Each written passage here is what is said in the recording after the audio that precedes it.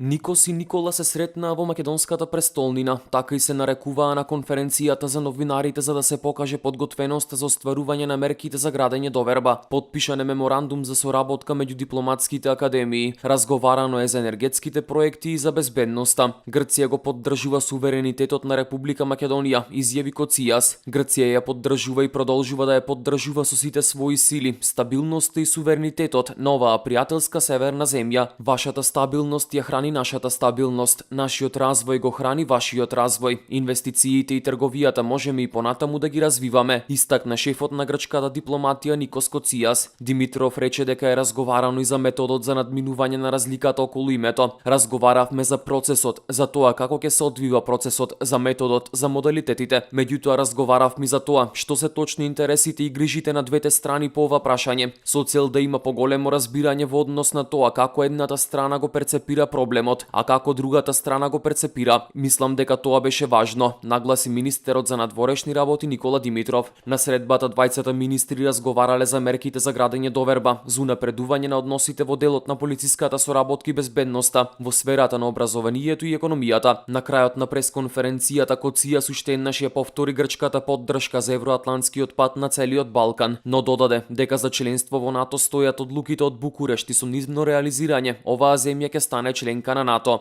Ние сакаме оваа мила наша северна земја да влезе и во НАТО и во Европската унија, но по правилата на двете организации, заклучи Коцијас.